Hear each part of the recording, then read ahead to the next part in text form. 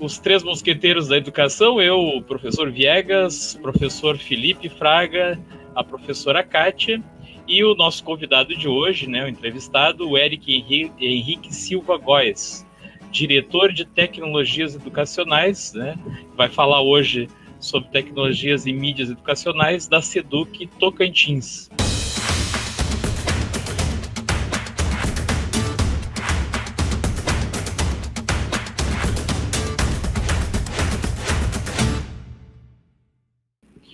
Tudo bom, Felipe? Tudo bom, Kátia? E um prazer em receber aí o Eric. Só para explicar para o Eric, a gente sempre faz assim nas entrevistas, né? A gente começa fazendo as palavras iniciais aí e depois a gente passa a palavra para o entrevistado falar da sua formação aí, né? Da sua atuação, como no caso aí da SEDUC, né? Então vou passar a palavra aí para o Filipão, depois para a Kátia e depois para o nosso convidado. Já agradecendo, então, a presença do Eric aí, né? Pelo que eu entendi, ele é do Tocantins, ou pelo menos atua na SEDUC do Tocantins, né? É o primeiro convidado do Tocantins, se não me engano, que a gente recebe, até que o Viegas recebe no canal, acho que no Tocantins não teve ninguém ainda, né? Acho que é. E eu espero que no Tocantins não esteja tão frio, né?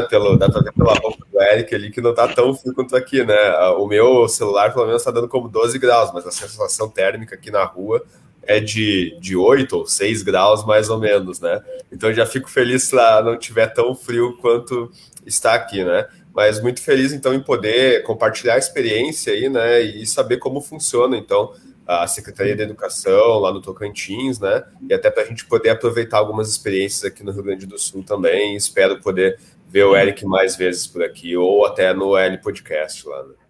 Esperamos, então, ter um bom bate-papo hoje, né? Um tema muito interessante, tecnologias, mídias na educação.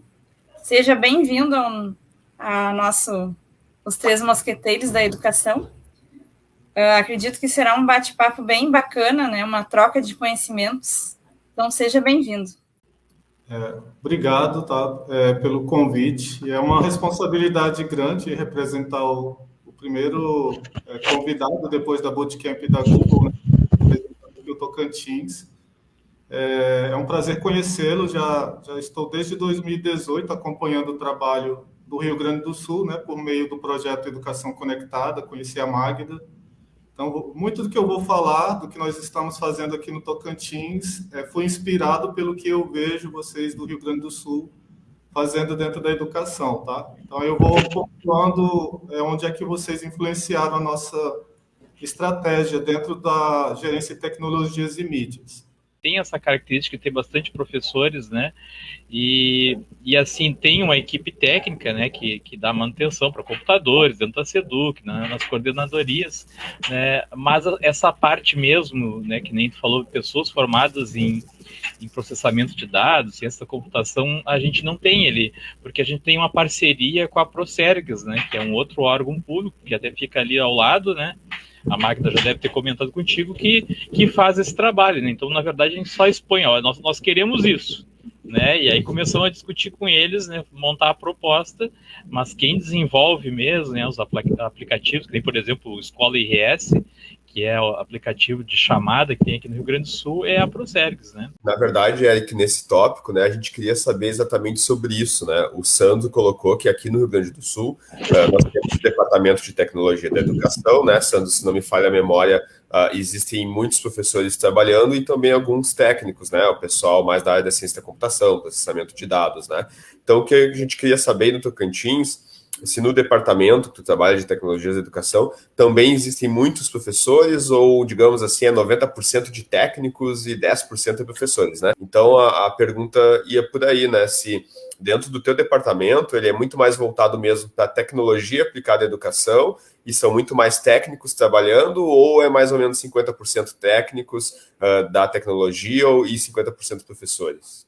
Dentro da gerência de tecnologias e mídias, quando eu cheguei em 2017, eram 100% pedagogos, né? Era uma equipe só de pedagogos, outros formados em letras, matemática, e a equipe em 2017 atendia essencialmente o EPROINFO e pegou o finalzinho do UCA, né? Ainda ainda atendi algumas escolas que possuíam os UCAs, aqueles computadores por aluno, então eles davam essencialmente formações via Proinfo. Quando eu cheguei na gerência, eu fui o primeiro dentro da área de computação, né, dentro do pedagógico da gerência de tecnologia. Eu falei assim, nós precisamos, a partir de agora, montar uma matriz de competências tecnológicas para professores, mas que seja fundamentado no pedagógico e não no tecnológico, né? Então, a partir daí que a gente começou a conversar com a equipe de gerência de tecnologia, uma mudança, né? Porque, essencialmente, elas não tinham um conhecimento muito técnico de informática. Elas, essencialmente, ensinavam os professores via Proinfo como utilizar o Windows, Excel, PowerPoint. E aí eu cheguei já propondo, não, vamos desenvolver um plano de formação para vocês da gerência de tecnologias para que vocês aprendam outros tipos de linguagens. Gamificação, robótica, programação em blocos.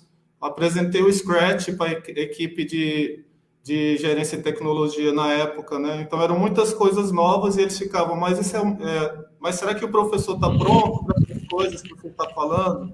Eu falei, o mundo inteiro está migrando para isso, né? E a gente precisa mudar o perfil.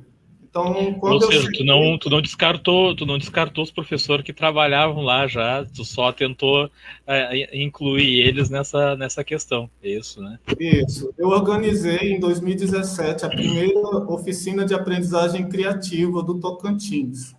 A gente chamou de Laboratório de Aprendizagem Criativa e Robótica. Aí a equipe ficou assustada, né? Tipo, uma delas era de letras. Falou, meu Deus, mas Eric, tu quer que a gente ensine programação de blocos? Eu não sei nem o que é programação, o que é algoritmo. Eu falei, confia em mim que vocês vão gostar da aprendizagem criativa. E aí passei para elas fazerem o curso da REBAC, né? Da REBAC, na verdade, do MIT, de aprendizagem criativa, que falava dos 4 Ps. E aí eu coloquei elas responsáveis por organizar essa oficina de aprendizagem criativa. Nós reunimos 8 professores de 8 escolas diferentes, estudantes, e cada dia a gente aprendeu uma parte. No primeiro dia a gente conheceu o Scratch, a programação em bloco, no outro dia elas apresentaram o Arduino. Então foi meio que uma experiência, um quebra de paradigma forçado, né? Elas esperavam que por eu ser da computação, organizasse aquela oficina padrão, né? Chegasse, ensinasse, olha, o Scratch é isso, programação em bloco é isso.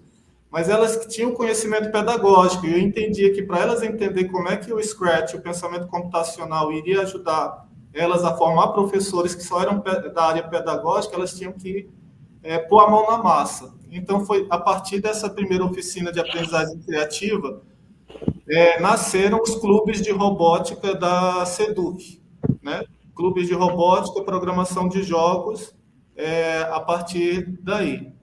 Então, só explicando, tá? No início, elas eram só pedagógico, eu introduzi a parte da aprendizagem criativa dos 4 Ps e do Scratch.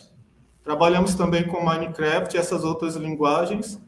E fora da SEDUC, nós temos a Agência de Tecnologia da Informação, né? A gerência de tecnologia ela é considerada pedagógico e a agência de tecnologia é que cuida da aquisição de computadores, conectividade das escolas. Mas eu sempre trabalhei no sentido da TI entender o que a gente estava fazendo. Que, por exemplo, na hora de elaborar um termo de referência para comprar um computador, a TI falava assim, não, quantos são e quanto custa? Eu falei, não. Qual é a justificativa pedagógica para você comprar esse tipo de computador com essa conectividade, essa especificidade? Então, a gente sempre tentava, nem sempre foi pacífico, tá? Porque geralmente era números e valores e objetivos de aprendizagem do outro lado. Então, a gente meio que fomos trabalhando esse namoro até que hoje, acredito que estamos mais casados e até entende que o direcionamento para aquisição tecnológica da SEDUC Tocantins tem que ser pedagógico, não só numérico ou específico, ou especificações técnicas de computadores.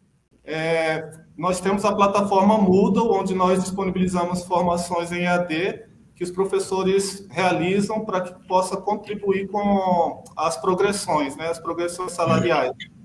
Então, a EAD também é um braço da Gerência de Tecnologias e Mídias, que atua ofertando esses cursos. Nós temos também a UAB. da Universidade Aberta. Dentro da minha diretoria, eu tenho a Gerência de Tecnologias e Mídias e tenho a Gerência de EAD, que oferta cursos de pós-graduação via UAD para os professores, né, efetivos que precisam se qualificar, e essas formações elas computam, né, dentro do plano de cargos e carreiras e salário, a progressão salarial horizontal e vertical deles. Né? Quais são, então, as principais demandas desse setor de tecnologias educacionais? Só complementando a pergunta da Kátia, né, dentro dessas demandas, por exemplo, assim, durante a pandemia que a gente trabalhou com o Classroom, acredito que vocês também, né? E hoje o Sandro vai nos confirmar, né? Eu acho que uma das grandes demandas dentro do Departamento de Tecnologia da Educação é a questão de gerenciar e-mails para o Classroom, né? Criar e-mails, enturmação e tal. E daí, dentro da tua resposta, eu queria saber se vocês também têm esse tipo de demanda aí de criar e-mail, porque aqui a gente utiliza um e-mail Google institucional, que é o @educar, e daí tem que ser criado o e-mail para os alunos, no início do ano tem que ser feita a enturmação, que é criar as turmas no Classroom com os alunos e professores dentro. Eu queria saber se vocês também têm esse tipo de demanda, ou se usam outra plataforma, né? Tá dentro também do um pouco do próximo tópico, né, do 4, que é para falar sobre o Google for Education, né? Mas se o Eric quiser pontuar já. As duas plataformas, nós trabalhamos com aquele modelo Foreign Balance, né, do Educação Conectada. Então, as demandas da diretoria de tecnologia, elas atendem 4 dimensões. Infraestrutura, né, as escolas que precisam adquirir um switch, um computador, montar um laboratório. Então, a gente faz esse jogo do meio entre a ATI e a escola, né, para dar essas orientações. O que a gente não consegue especificar, a gente passa para a TI atender a escola. Formação tecnológica de professores, e nesse caso, de 2020 a 2021, a gente atendeu muita demanda de formação de professores no Google Sala de Aula, foram muitas mesmo, porque em 2020, 16 de março, as aulas foram suspensas e de repente... Este é o resultado que... Só um momento, que a assistente do Google está falando, está garelando aqui. Então, pessoal, 16 de março... Foi falar em Google, alertou ela, né? Ela ouviu aqui. Skynet. Então, as demandas no Google for Education, elas explodiram na gerência em 16 de março de 2020, porque os professores que não tinham e-mail institucional, de repente começaram a bombar os nossos e-mails pedindo para acessar o Google Sala de Aula. Muitos utilizaram o Gmail pessoal, né? E por conta justamente da LGPD, a gente começou a orientar: professor, você não pode usar o seu e-mail pessoal, o seu Gmail, porque você está se responsabilizando pelos dados, né, de estudantes. Aí a gente fez um grupo de trabalho, um call center, para poder orientar os professores como solicitar os nossos assessores de tecnologia, que nós temos 13 regionais de ensino.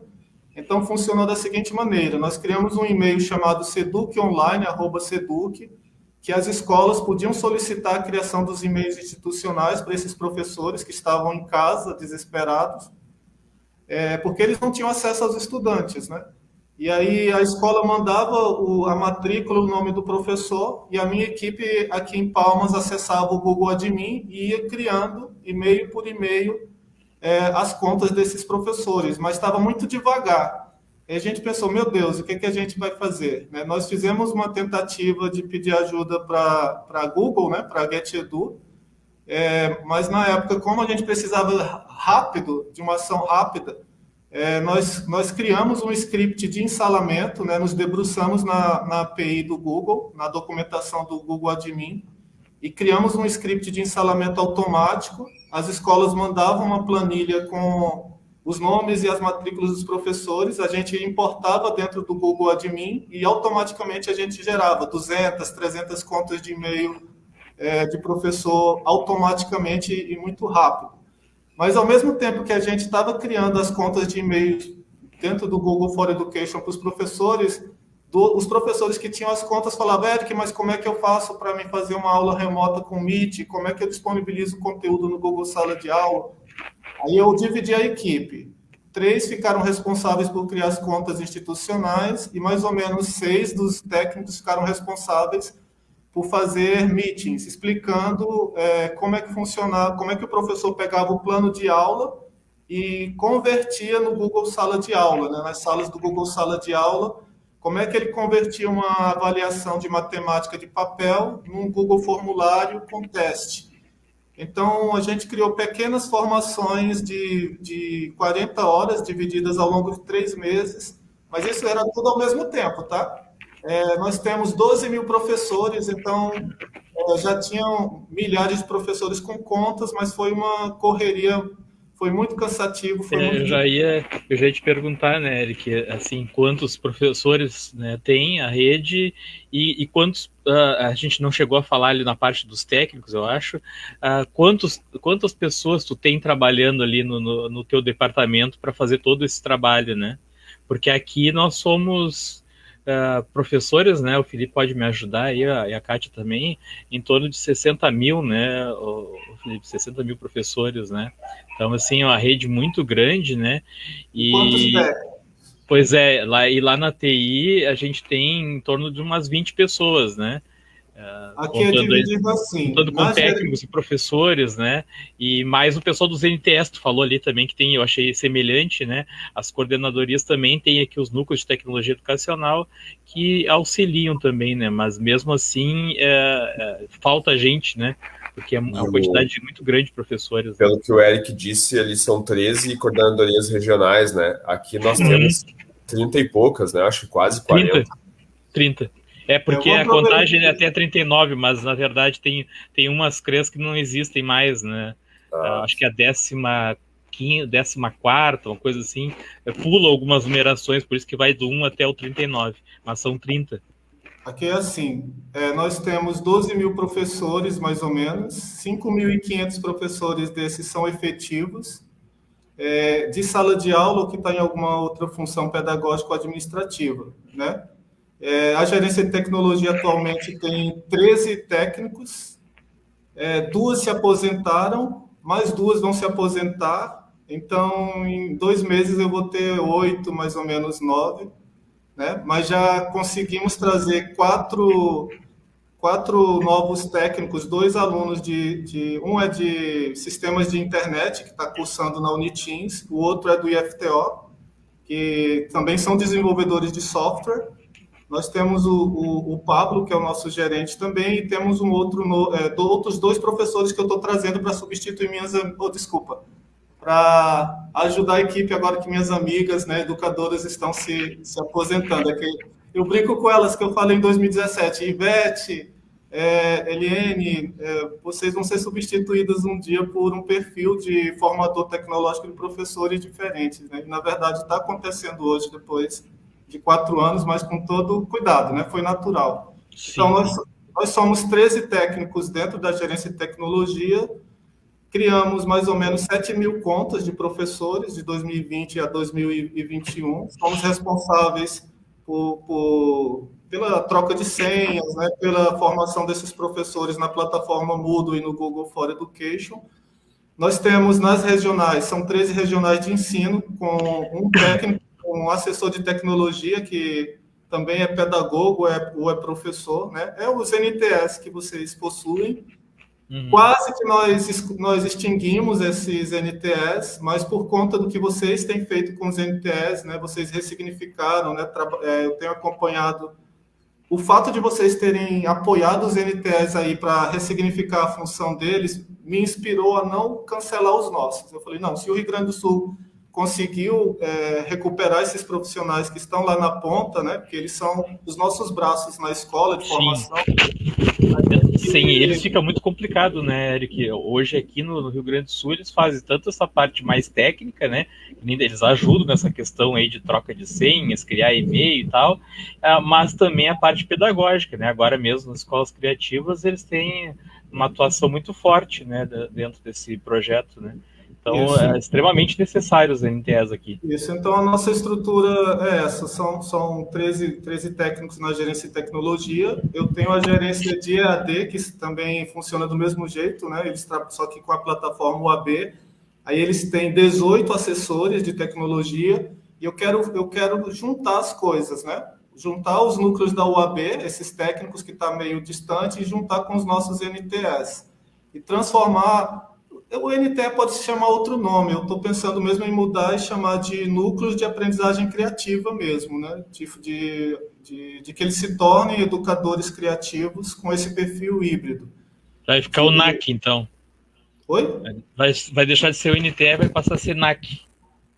NAC, Núcleo de Aprendizagem Criativa, porque não vai dar tempo de eu mostrar para vocês, mas nós temos um plano, né, que a gente vai tentar institucionalizá-lo no Tocantins, chamado Educação Criativa. É um plano de formação tecnológica educacional de 5 anos, né, e ele é todo fundamentado nos 4 P's, né, que na verdade são 5, né, o 5º P da aprendizagem criativa é o propósito, né, então nós temos esse plano que já vai ser apresentado nos próximos meses para o governo do estado do Tocantins, que é o Plano Estadual Educação Criativa, 2022-2027. Nós usamos nossos meios pessoais no início, porque a pandemia foi nos pega de surpresa, né? E até esses e-mails institucionais serem criados para os professores demorou um pouquinho. Até as coisas se ajustarem, né, Felipe? Eu acredito que nós não tivemos, assim, problemas, né? Porque até que funcionou, assim, dentro do Classroom, né? Funcionou dentro da plataforma. Era um monte de e-mails dos alunos ali, uma bomba de e-mails, né? Chegando para o teu e-mail pessoal, até ser criada a conta institucional, ser criada para os alunos também. E a demanda aqui é muito grande. Muitos alunos, muitos professores, né? E, de certa forma, não sei, eu acho que nos arriscamos, mas eu acho que correu tudo bem. Que só para o Eric entender o que a Kátia está falando, né? Quando começou a pandemia em 2020, poucos professores utilizavam o e-mail institucional, eu era um deles que usava o e-mail, né? E também existia a questão da demora de virem os e-mails institucionais, né? E bem ali, na segunda semana, começou a pandemia lá por 19 de março, aí na outra semana, depois que foram suspensas as aulas, né, o Google liberou o Classroom para Gmail normal, porque antes era só institucional, né, e a gente criou as turmas de Classroom por conta, né, isso já ainda em março, né, e depois passou a ser mais, digamos assim, não obrigatório, mas ter uma orientação para todas as escolas usarem, se não me falha a memória, só em maio ou junho, né, Vegas? Eu não sei se tu te lembra disso, né? E a gente já estava alguns meses usando. A gente utilizou março, abril, e lá por junho que a gente fez a transição para a conta institucional, né? Isso que a Kátia tá falando. E nós somos uma escola com mais de 1.000 alunos, né? A gente chegou a quase 1.500 matrículas até o final de 2020, né? Na época, nós também passamos por isso, né? Dessas 7.000 contas, mais ou menos, que temos de professores com conta institucional, eram poucos que usavam, né? E a recomendação, na verdade, era de que nenhum professor criasse salas de aula com estudantes matriculados na rede se não usasse uma conta institucional. Mas a gente sabe que quando a pandemia arrochou, as escolas tiveram que fazer o que era possível, né? Então, teve diretor que tentou comprar a licença do Standard, da versão Teacher Learning do Google for Education, né? Teve escolas que fizeram força de tarefa para criar Gmail para o professor. Isso meio que fugiu do nosso controle, né? Porque a ação institucional da SEDUC, ela nem sempre é tão rápida quanto o que a escola faz, né? As escolas se viram assim, gente, os alunos estão em casa, o professor está na escola, o que a gente vai fazer? Vamos pedir para o Eric... Eric, aqui até foi muito... O problema maior foi o WhatsApp, né? A maioria adotou o WhatsApp como ferramenta né, de comunicação e até de aula com os alunos, né? E aí o grande problema foi que quando a SEDUC quis implantar aqui o Classroom, né, com o e-mail Educar, muitos seguiram usando o WhatsApp e não queriam mudar para o Classroom, né? Escolas como a do Felipe, e eu também fiz lá na escola onde eu atuava, foram poucos os casos que optaram por já iniciar com o Classroom, né? Então, mesmo assim, a transição foi complicada, porque depois a SEDUC criou as salas, né? E era diferente, tu tinha, os alunos eram cadastrados automaticamente através do ensalamento, né? E aqui a gente estava incluindo os alunos manualmente, então assim, gerou uma certa confusão nessa transição, porque bem como tu falou, a SEDUC não consegue agir tão rapidamente quanto cada diretor na sua escola, né? É bem menor, né? Então, eu acredito, pelo que tu falou aí, aconteceu meio parecido, né? Tu respondeu já a pergunta aqui do Luiz, né, no privado, só para a gente não deixar ele sem resposta aqui, né? A pergunta do Luiz, assim, teve distribuição dos Chromebooks da Samsung para os professores e o Luiz me respondeu aqui no privado que sim, né? Mas outros modelos de Chromebook, né? A minha questão era sobre o Google for Education, mas boa parte tu já respondeu, né, o Eric. Só acrescentando ali uma última questão nessa parte do Google for Education, é que aqui a gente mantém um contato com a GetEdu, e aí a minha dúvida é essa, né, se eu vi que tu falou alguma coisa da GetEdu ali no início, mas assim, a minha pergunta é se vocês agora mantêm um contato com eles frequente, para tirar dúvidas, para pedir alguma ajuda, ou não? Nós, até a pandemia estourar, né, eu te falei, no início de 2020, a GetEdu sempre deu esse suporte, né, e a Google também, né, no sentido de quando a gente estourava o limite de contas institucionais, aí a gente acionava a TI entrava em contato com a GetEdu ou direto com o Google, né, solicitando que fosse liberado mais contas, porque nós não trabalhamos ainda com as cotas, né, com aprovisionamento. A gente foi só criando conta, criando. E isso aconteceu a mesma situação mais ou menos da Bahia, né? Eu entrei em contato com o gestor da Bahia, ele falou que eles criaram 1,5 milhão de contas do Google gratuito, né? Mas eu fui criando e guardando. Nós estamos retomando agora o diálogo mais próximo com a GetEdu a partir da Bootcamp, né? Porque agora, esses 2 anos, nós assumimos a criação de contas, mas nós entendemos que precisamos de automatizar melhor isso, né? Por isso o nosso interesse, inclusive, a partir do Bootcamp, a GetEdu vai estar aqui no Tocantins com a TI e a SEDUC reunido para a gente organizar como é que a gente vai agora integrar os IDs, né? Os logins, para implantar o Simple Sign-On, esse sistema de login unificado, parecido com o que vocês têm. Né? Porque eu olho muito para a rede de vocês, né? Eu vou lá no site da SEDUC de vocês, eu vi que vocês criaram uma escola online que o professor pode requisitar a conta, né? Então a gente está tentando seguir os mesmos passos que vocês nesse sentido. Agora mais próximo da GetEdu Google, para que fique menos pesado para a gente, né? Porque no final do ano, quando os alunos de terceira série saírem, vem mais outros de segunda série chegando, e a gente precisa ter isso automatizado dentro da plataforma. E outro suporte que estamos pedindo para a GetEdu é em relação à migração. Nós estamos usando a versão Fundamentals e a gente está estudando migrar a conta dos professores para Teacher and Learning e algumas de Administrador Plus, porque a gente entende que não faz sentido o estudante ter uma conta com todos os poderes, né? O professor é que tem que ser potencializado, né? Por isso que a gente está pensando em migrar para Teacher and Learning.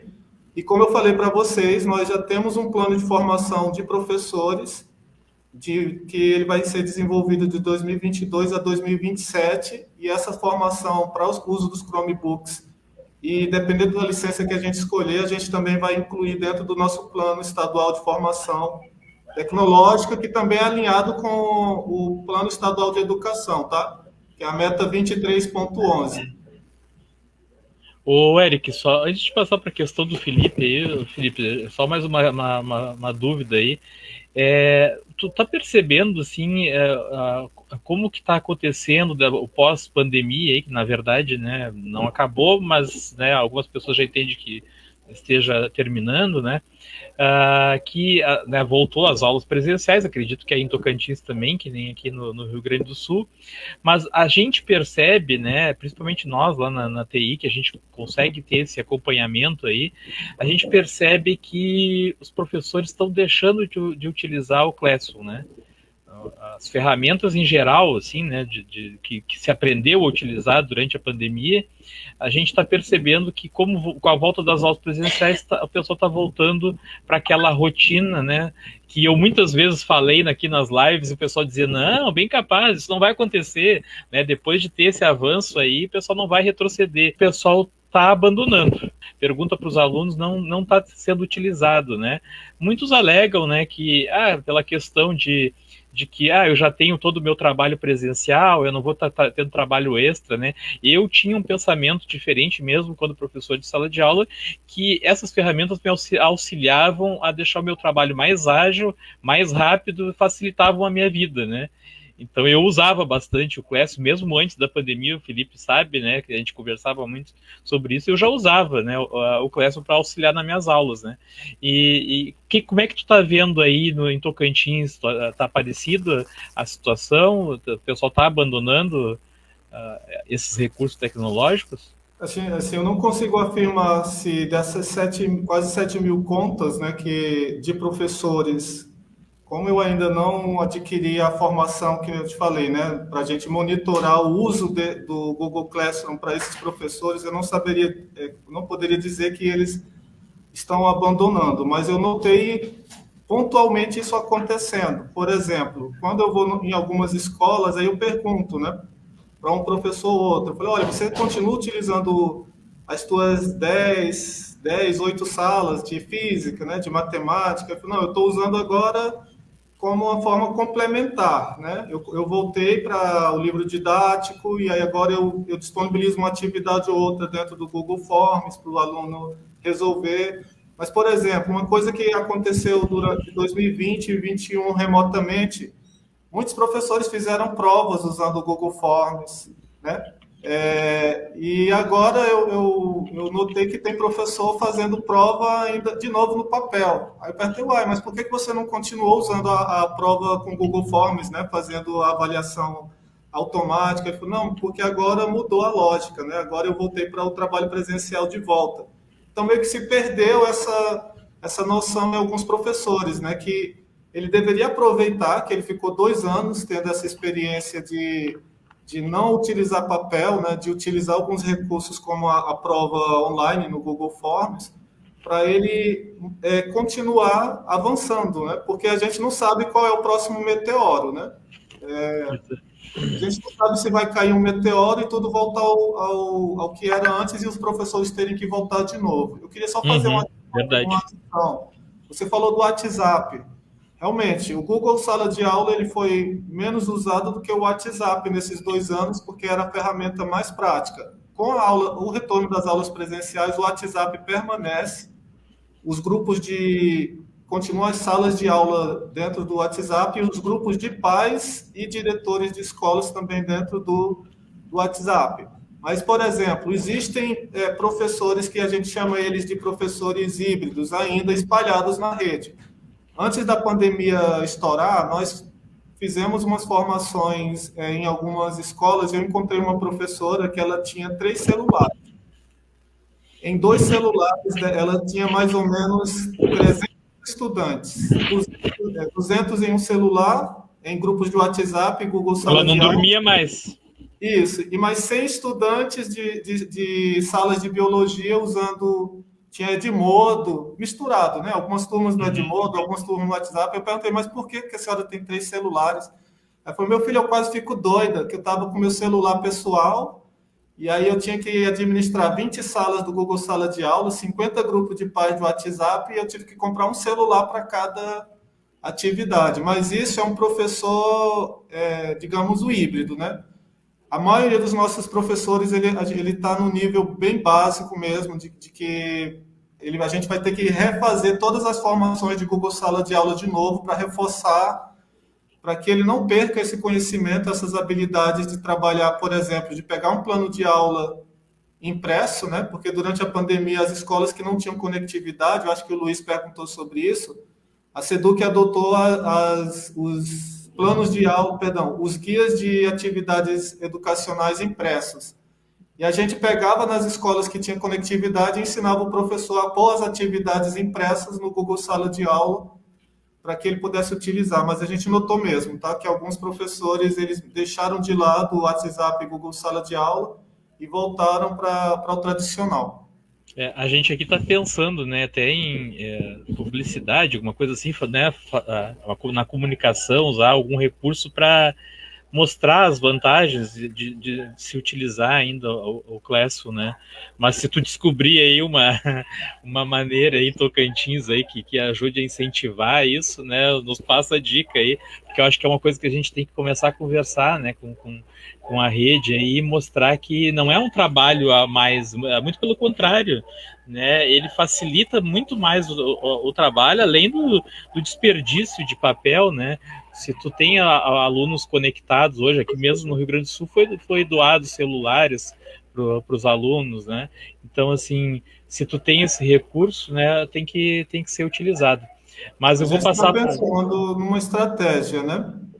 Como ficamos 2 anos praticamente com formações remotas com os professores, eu voltei bastante inspirado do Bootcamp, né? Com a ideia de retomar o grupo de educadores Google, né? Mas não de uma forma genérica. Eu estou mapeando em cada regional, nas escolas, nas 326 escolas de ensino médio, aqueles professores que não largaram, né, as ferramentas Como se fossem os multiplicadores. Isso. Então, eu tô planejando, a partir de agosto, a gente fazer um grande... 13 pequenos eventos, né? Um em cada regional, com esses professores, e a gente realmente fazer o grupo de educadores Google funcionar. Porque nós notamos que quando nós da gerência de tecnologia vamos nas escolas, é diferente do professor tentando motivar o outro, né? Parece que mesmo eu falando assim, gente, eu vim da computação, fiz mestrado em educação para poder entender melhor vocês, mas parece que eles ainda não confiam muito em mim, né? Falam, não, ele é meio, talvez ele está meio que querendo me convencer. Então a gente acredita que o professor que continuou utilizando as ferramentas Google para auxiliar nas atividades, esse é o caminho. Aí a gente vai... eu trouxe o professor Diego, né, que é um professor de escola, ele é que cuidou da formação dos professores da escola Tiradentes, né, escola estadual, no Google Sala de Aula, e ele não era da minha gerência. E aí, nesse mapeamento, eu descobri ele e convidei ele para ser o líder do grupo de educadores Google, né? Eu já pensei até assim, o cara fazer, né, uma comparação, né, uma tabela, alguma coisa assim, comparando. Quanto tempo tu leva preparando uma atividade mais né, física, né, com papel e tal? Quanto tempo tu levaria para criar ela no Classroom, compartilhar ela com inúmeras turmas, né? E quanto tempo tu levaria para corrigir, né, ou se autocorrigir, né? No Classroom tu tem os recursos ali para fazer uma autocorreção, e quanto tempo tudo isso levaria, né? Eu acho que é uma coisa que a gente tem que começar a analisar para mostrar, né, as vantagens, né? Então, a estratégia é essa, a gente vai reorganizar o grupo de educadores Google do Tocantins e fazer essa caravana com esses professores, né, que são os multiplicadores, para que eles falem para os outros dessas vantagens, né? Olha, eu continuo usando, pessoal, mesmo voltando presencial, a gente vai acompanhando nos bastidores e dando apoio, porque a gente entende que essa cultura do professor usando a tecnologia na educação tem que ser deles, né? Tem que ser eles construindo essa cultura e nós da gestão apoiando, né? E ajudando, dando suporte. Aqui na escola, eu acho que a gente está acima da média das outras escolas no uso. A Kátia mesmo é nossa professora de língua portuguesa, e se tu olhar as postagens que ela fez no Classroom nesse ano, foram muitas, né? Inclusive, às vezes, quando um professor não pode estar presente, alguma coisa assim, que ele me perguntar, Felipe, eu deixo atividade nesse dia, porque eu tenho médico, alguma coisa assim, eu digo para eles, não, vocês vão postar no Classroom, e se precisar ser impressa, nós vamos pegar de lá e vamos imprimir do Classroom, porque os alunos já têm acesso automaticamente por lá, né? Então, aqui a gente utiliza muito, mas desde o retorno presencial, a gente vem investindo na internet, e isso vai levando bastante tempo. Foi essa sexta agora que a gente conseguiu dar uma melhorada, assim, no sentido de distribuição, porque já em 2020 a gente já tinha colocado internet em todas as salas. porém, volta e meia estraga um roteador, ou ele começa a apresentar mau funcionamento, e o técnico leva bastante tempo para encontrar aquele equipamento que está dando problema na internet, né? Porque às vezes um equipamento com mau funcionamento ele derruba a internet de todas as salas, né? Então hoje a gente tem uma combinação de Classroom com o WhatsApp, né? O WhatsApp para comunicação mais rápida. Então, que nem tu falou, eu me identifiquei com a professora ali, que tem muitos grupos, porque no meu celular eu tenho todos, e nós temos 35 turmas, né? Então, eu tenho ali o WhatsApp com 35 turmas, mais 8 grupos de pais, né? Então, é bastante coisa, assim. Eu também tenho que ter um segundo WhatsApp só para isso, né? Eu queria que vocês falassem, por exemplo, quantas escolas vocês têm, né, dentro da rede e quantas estão conectadas com boa qualidade de conexão, né? Porque aqui, por exemplo, nós temos 497 escolas, mas são mais de 90 indígenas em regiões que não têm conectividade, mais de 40 escolas de campo, né? 2 quilombolas e o restante é urbano. Aí nós fizemos um diagnóstico, a maioria está conectado, mas uma coisa é você ter 300 escolas conectadas a 10 megas, porque nós estamos começando a fazer esse investimento em conectividade, né, de forma mais forte esse ano, né? Então a gente vai melhorar a conectividade das escolas, equipar os professores com os Chromebooks, levar a formação deles, organizar o grupo de educadores Google e começar o que vocês já estão fazendo, né, há 2 anos, né? Mas eu queria entender como é que são quantas escolas. Mas essa questão aí do Classroom, eu continuo a usar ainda, tá? Eu posto atividades lá, como o Felipe falou, às vezes, precisei sair mais cedo, tenho médico naquele dia, eu vou lá e posto uma atividade, aviso os alunos, faço uma combinação com eles, né? Desculpa que eu tô no escuro aqui, é que faltou luz na minha casa agora há pouco, que vocês iam sair, né?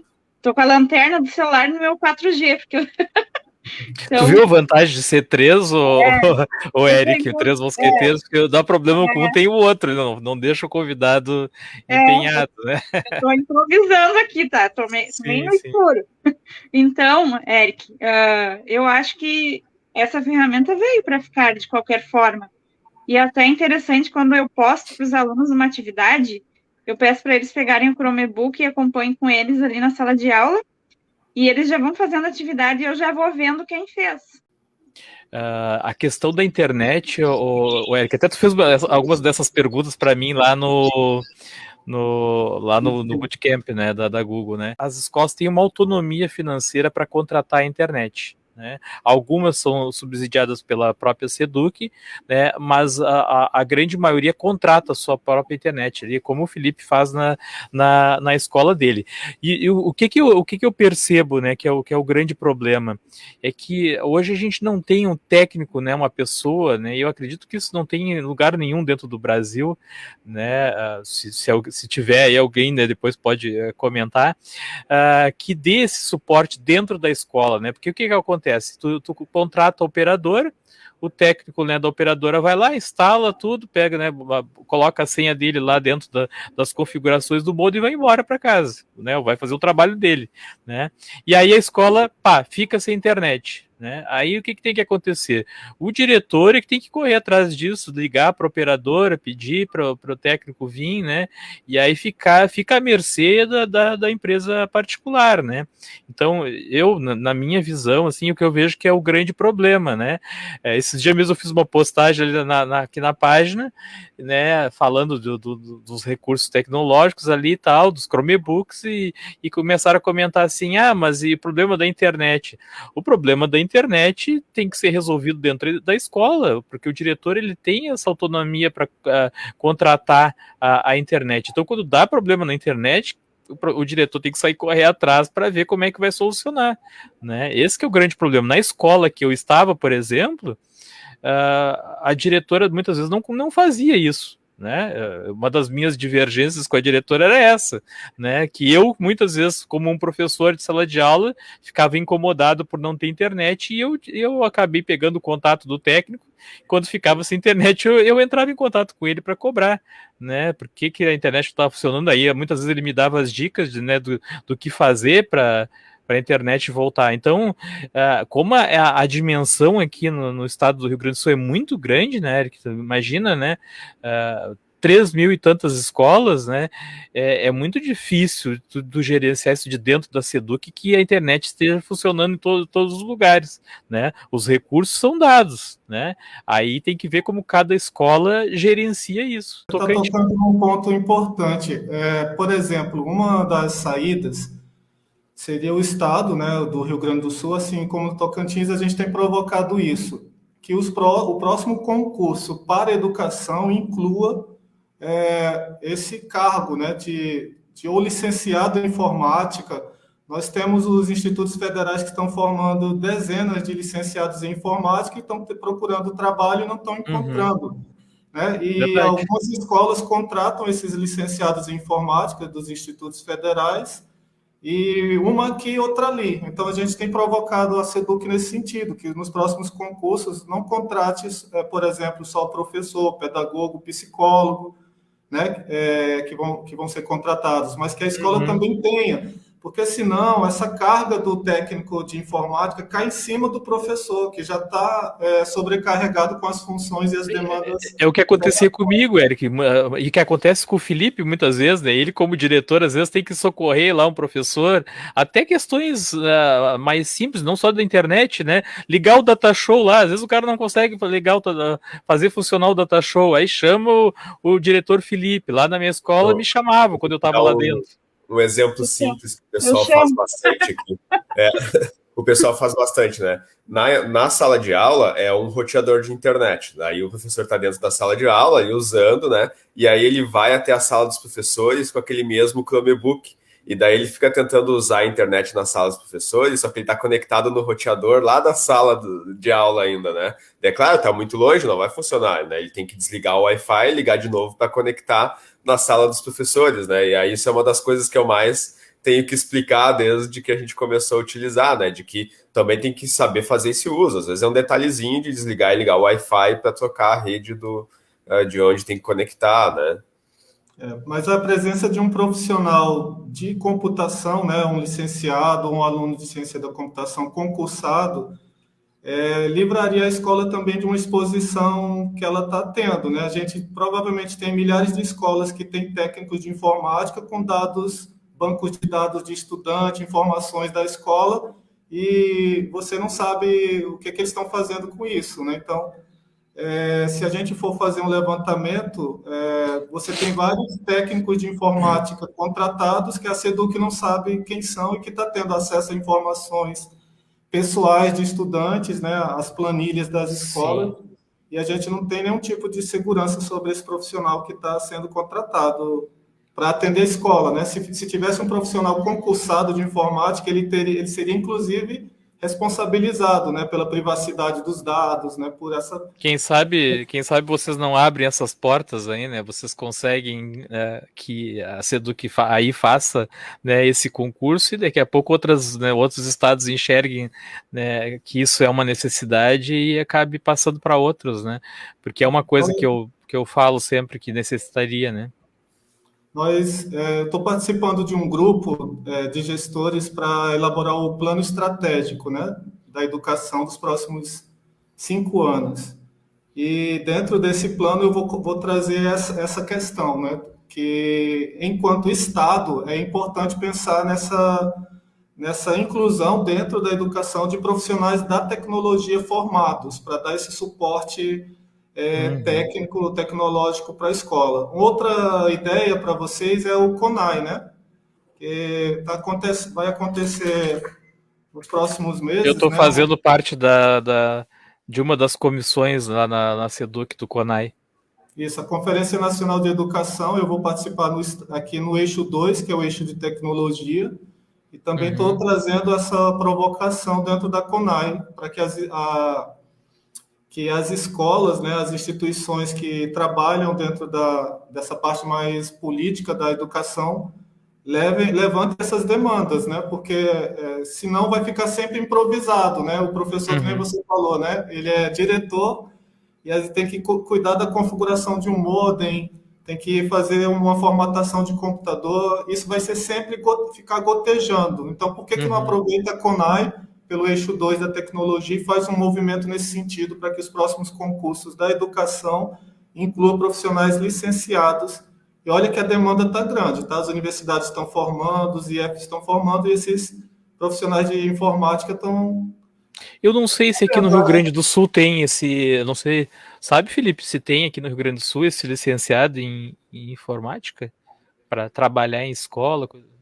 Não sei se tem. Não, não sei de ninguém que tenha feito licenciatura em informática. De repente aqui teria que ter, seria mais difícil em função da demanda ser muito maior, né, Eric?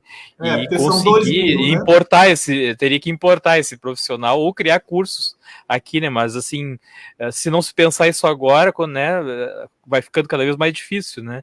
Porque senão a gente vai continuar com esse problema. O professor, ele é formado em pedagogia ou em letras, né? Minha mãe fez letras, por exemplo.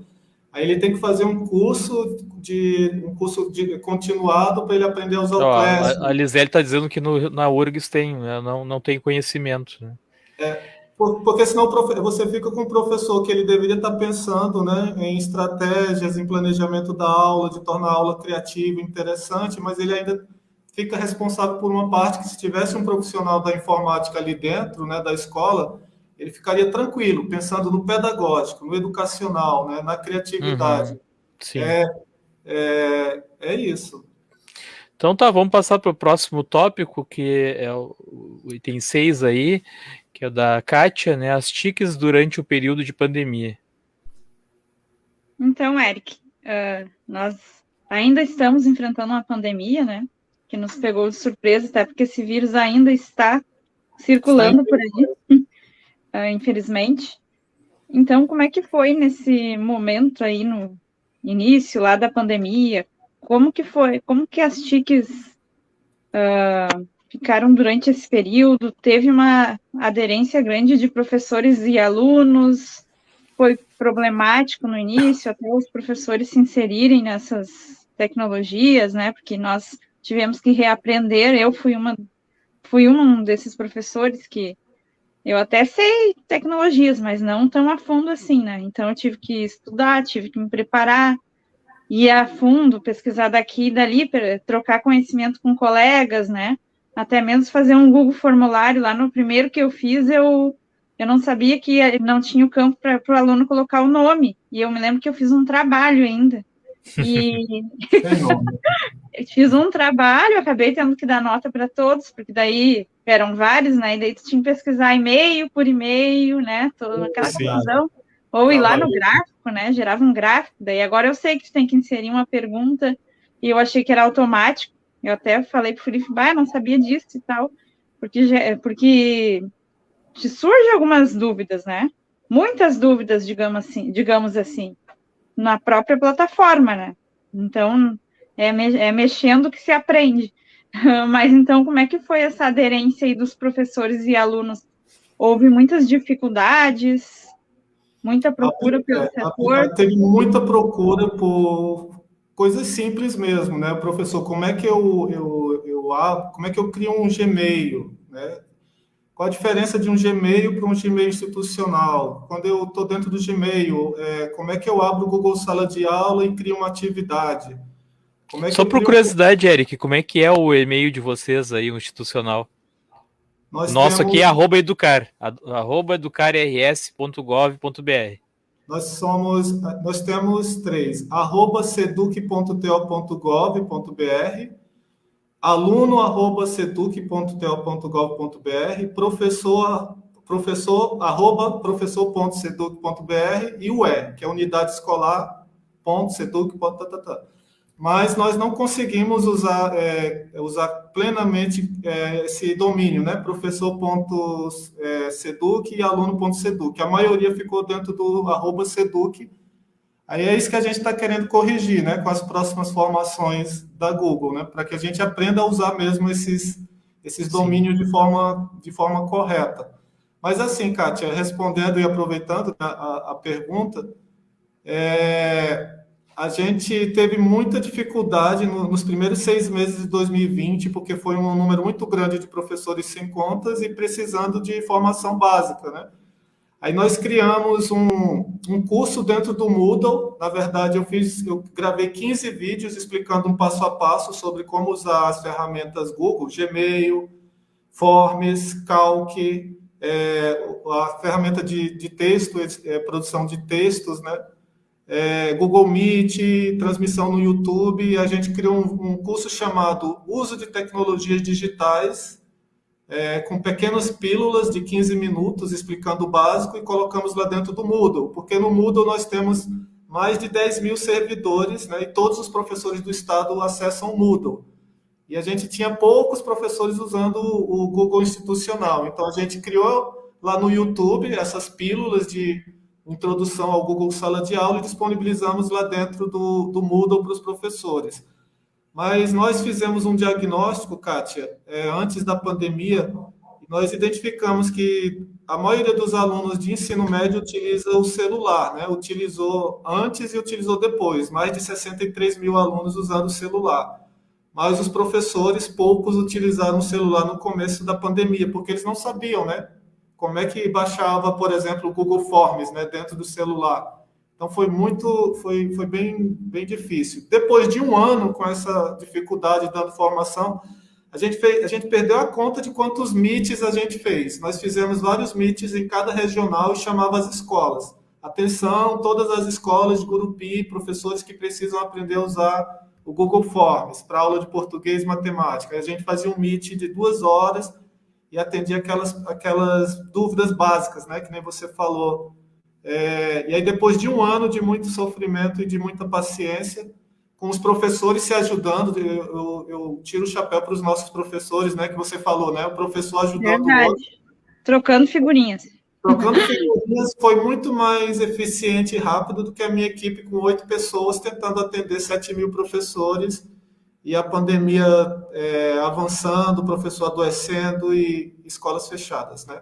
A solidariedade foi a arma mais importante durante a parte mais difícil. Agora, com a pandemia, a gente voltou para o presencial, mas que nem você falou, ela está behind us, está entre nós aqui, escondida entre nós, né? E a gente não pode deixar a peteca cair e ir pelo caminho mesmo da solidariedade, né? Tem que ser professor de mãos dadas com o outro, nesse sentido.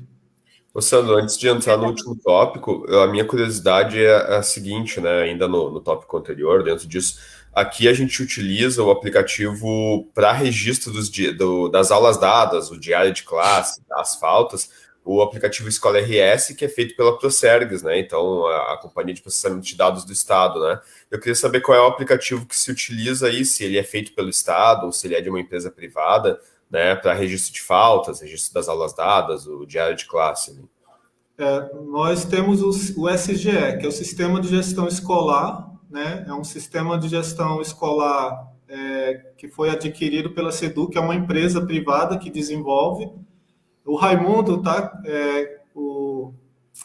Vocês conheceram, né? Ele lá, o Raimundo, ele foi para a Bootcamp, né? Ele é o responsável. Então, o sistema de gestão escolar é onde a gente cria as salas, enturma os alunos, o professor lança a frequência, diário de sala, e a gente está com esse grande desafio depois da Bootcamp, né? De fazer com que o SGE não crie redundância em relação ao Google Sala de Aula. Quando o aluno for matriculado no sistema de gestão escolar, a conta institucional já seja criado lá dentro do Google.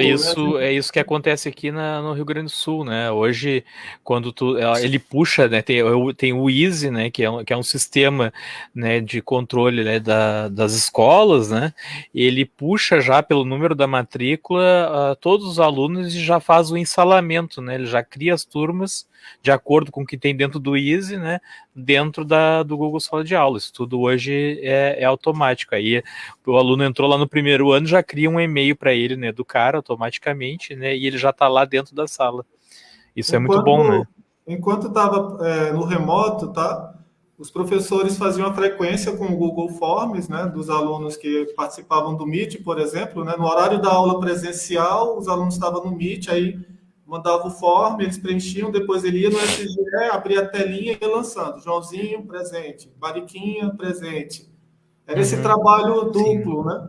Sim, o meu sonho aqui, né, que eu ainda tenho conversado bastante com a Magda, é de isso ser automático também, o funcionamento do Escola RS, que o Felipe citou ali, que é a chamada online dos professores, que ele traga as informações do Google Sala de Aula direto para dentro do Escola RS, porque hoje ainda o professor faz as atividades lá, né, os que usam, né, ainda, ele faz a atividade lá, né, faz as avaliações, mas depois ele tem que passar tudo manualmente para dentro do Escola RS, né, então o que eu imagino para o futuro é a gente conseguir, né, que essas informações saiam, né, tu fez uma avaliação dentro do Escola RS e ela vai ser criada automaticamente dentro do Escola RS, que aí diminuiria o trabalho do professor e também a incidência de erros, né, na hora Isso vai digitar uma nota lá e acaba esquecendo. Tu diz converter as notas. Isso, passar direto para o Escola RS. Não é uma coisa simples, né, mas é um trabalho em conjunto com com o Seduc, o TI da Seduc, Procergs e o Escola RS, né? E a GetEdu, no caso, né? Sim. A gente vai fazer essa reunião, né, que você está falando. A GetEdu, a empresa do sistema de gestão escolar, que ele tem recursos até de reconhecimento facial, um monte de coisas, né? Eu falei, é interessante, mas a gente precisa de facilitar a vida do professor, né? Porque o sistema de gestão escolar, você não cria salas de aulas e põe conteúdo, né?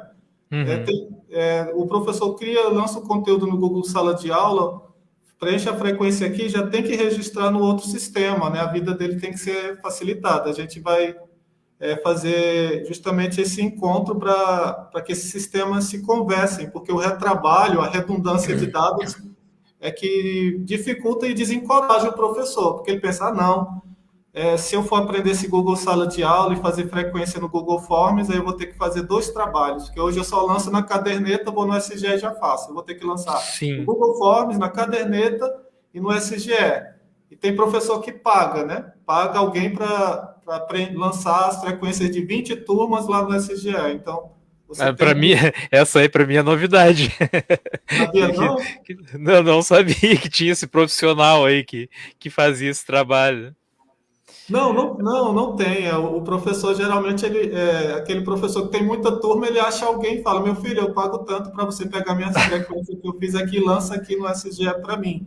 Sim, né? sim. Porque eles se desencorajam, porque você pensa, né? Você está trazendo uma ferramenta nova e falando de um sistema de frequência, ele já fica alerta, né? Ei, eu vou lançar essa frequência quantas vezes, né? É uma vez, vou ter que ficar lançando várias, porque não é uma turma, né? Que nem você falou. Tem professor que tem 20 turmas de física. 10 em uma escola, 5 em outra, são 20 frequências, talvez todos os dias. Eu conheci professores durante a pandemia que tinha 700 alunos, acredita? Professores com certeza. Que era de matemática, química e física. Eu falei, nossa, 700 alunos? Como é que o senhor está fazendo? Eu falei, meu filho, está tudo espalhado, uns no Meet, outros no WhatsApp. E aí eu falei, e tu lança a frequência desses 700 alunos todo mês? Eu falei, lanço. Mas aí eu não como, eu não durmo, eu não saio para comer um peixe, né? Que o Tocantins tem muito rio. Aplicativo Escola RS, o professor faz a chamada dentro da sala de aula ali na hora, né? Pega o celular ou o Chromebook e já lança as faltas na hora, né? Não precisa anotar num papel ou no formulário para depois lançar, ele faz o lançamento na hora. O que acontece é que as notas, a maioria dos professores não coloca no Classroom as notas, aí os alunos não têm acesso por lá, eles só têm acesso no aplicativo daí, né? A nota da atividade que foi dada no Classroom vai direto para o aplicativo, né? Vai ficar tudo ali, a frequência e as notas.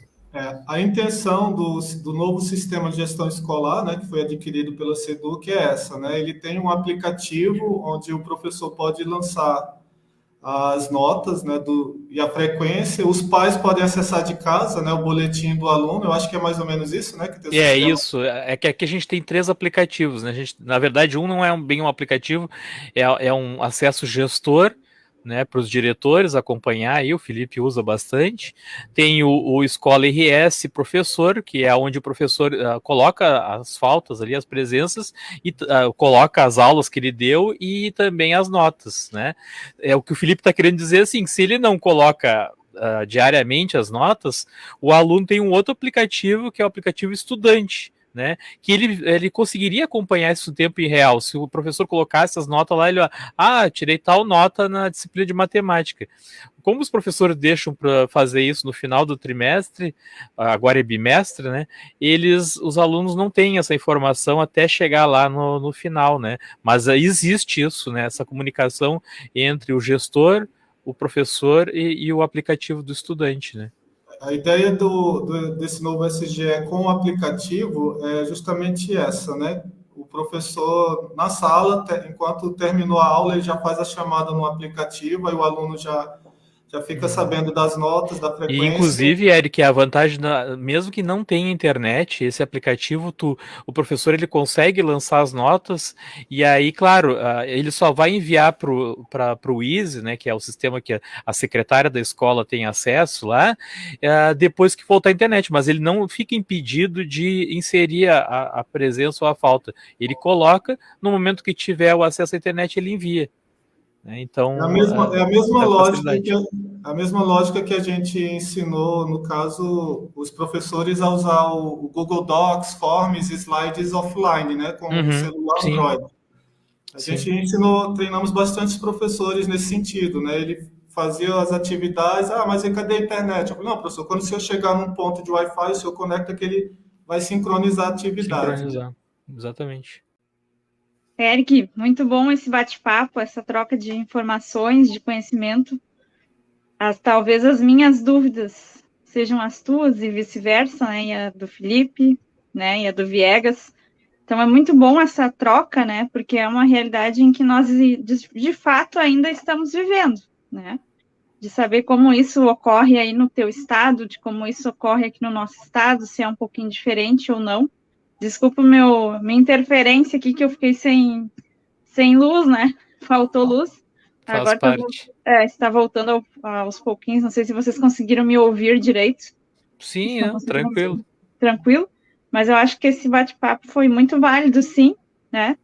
Até por saber como funciona aí no teu estado, né? Como funciona aqui, os principais recursos. Muito obrigada, então, pela tua participação. Assim, eu acho que eu sou mais grato a vocês, né? Porque, assim, estar falando com vocês e no Bootcamp presencialmente, Viegas, foi muito bom para a gente, porque nós estávamos há 2 anos sem ver ninguém, sem abraçar ninguém, só família, né, conhecidos, e nós nos sentimos sobreviventes, né? Nós 4, vocês 3, eu e a minha equipe, né? Nós somos sobreviventes. Temos uma responsabilidade grande, que é de agora em diante a gente pegar essas lições que nós aprendemos e seguir em frente. A Kátia falou, né? Faltou luz. E durante esses dois últimos anos de pandemia, a gente ficou assim, caiu a internet, né? É verdade. Caiu a internet. E aí fica também essa minha provocação, né, para os gestores, né? Assim como a luz na escola é um direito, né?